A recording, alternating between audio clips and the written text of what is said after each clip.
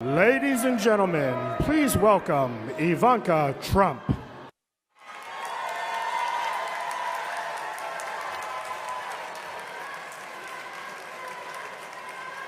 Welcome, everybody.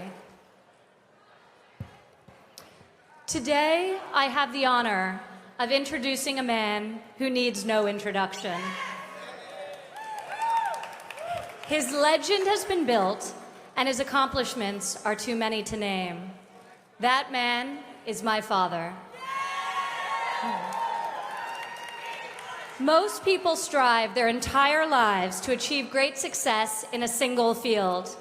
My father has succeeded in many, at the highest level and on a global scale. He's enjoyed success in a vast diversity of industries because the common denominator is him. His vision, his brilliance, his passion, his work ethic, and his refusal to take no for an answer. I've enjoyed the good fortune of working alongside my father for 10 years now, and I've seen these principles in action daily. I remember him telling me when I was a little girl, "Ivanka, if you're going to be thinking anyway, you might as well be thinking big." And that's how he approaches any task that he undertakes. He thinks big.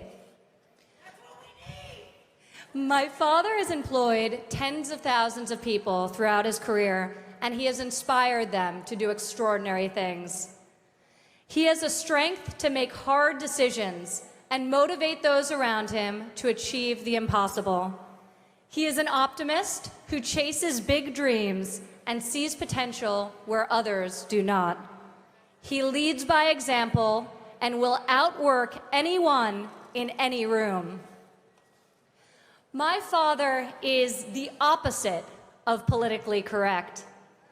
He says what he means, and he means what he says.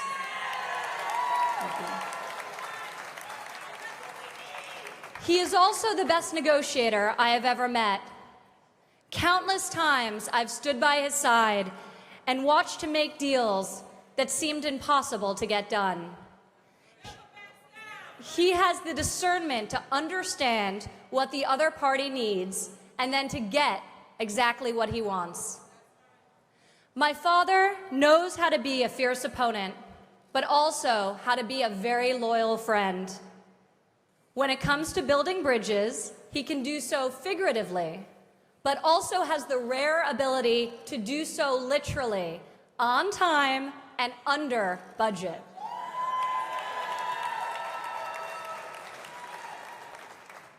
Throughout his career, my father has been repeatedly called upon by local and federal government to step in and save long-stalled, grossly over-budget public projects.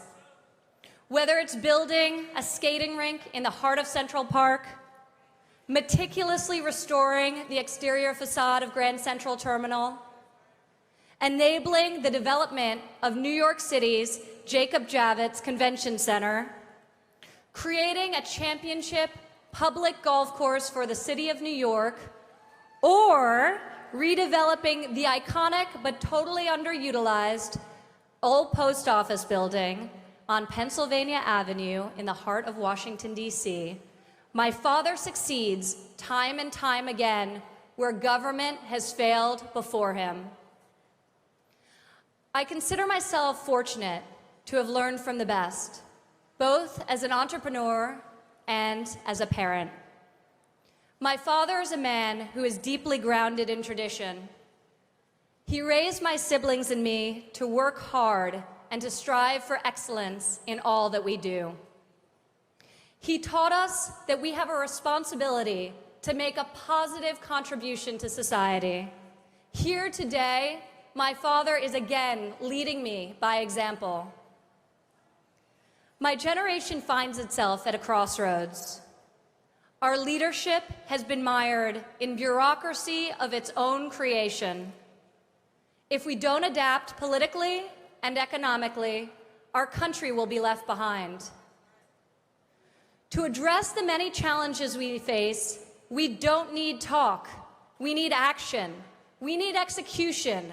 We need someone who is bold and independent, with a proven track record of successfully creating and building large and complex and complicated organizations, and in the process, enabling many, many Americans to better their lives.